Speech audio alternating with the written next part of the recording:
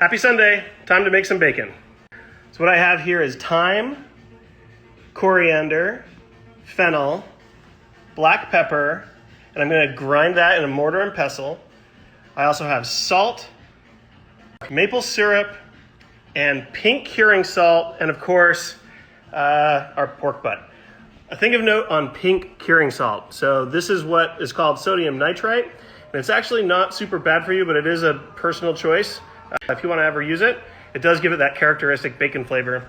And it comes from two different products that you can buy, like Prog Powder number 1 and Prog Powder number 2.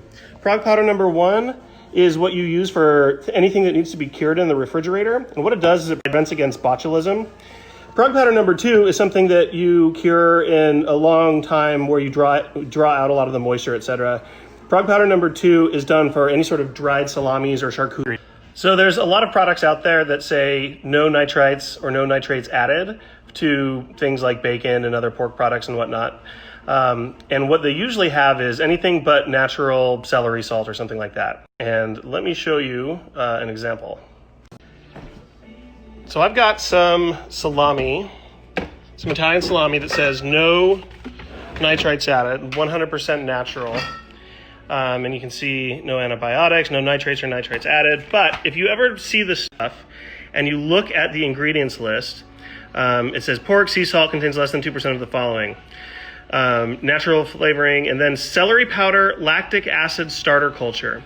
So when you take celery powder and you mix it, celery has a whole bunch of nitrates in it. It's a super strong concentration of nitrates. And when you add lactic acid starter culture, it actually breaks down the nitrates into nitrites via chemical process. So you actually are adding nitrites in this type of a product. It's just happening by the nature of the lactic acid eating the nitrates. So if you really don't want nitrites, you shouldn't even be eating stuff like this.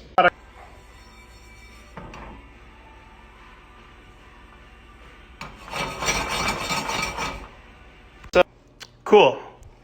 Got my cure, got my spices, but I need, I think, 2 more secret ingredients.